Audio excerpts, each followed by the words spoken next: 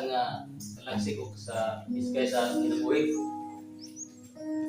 Doon ay bilarian pero ginagmay lang, mga upo kalintura.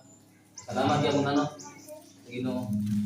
Nagyaw natin ang mga niabot ng mga sa lawas.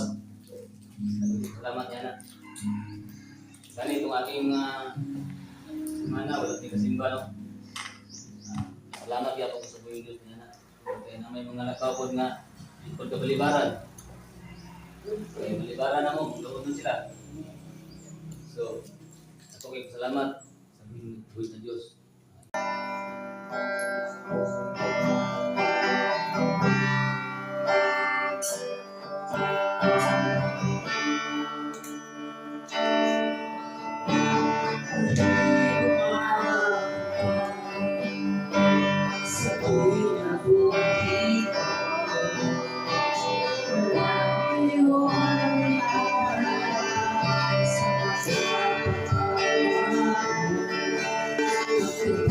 Salamat sa Ginoo kay katong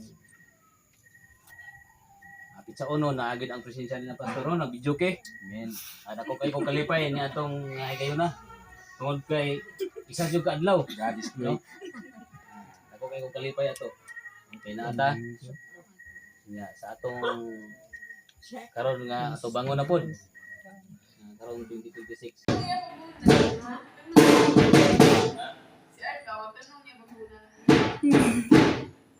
Hindi pa mag-drum.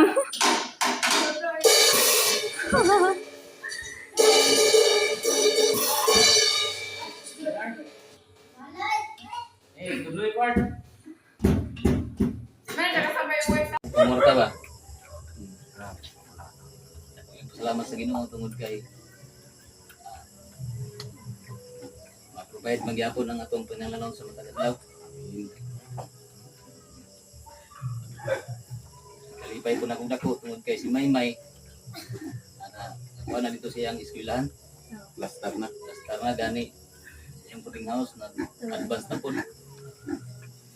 Una nga, dubli pa rin kamot ang akong nasitian karon kay tungod kay nagkadako na ang konsum sa akong mga estudyante. Tinuod gito imong pastor tungod na nga murag maupaw kita ni.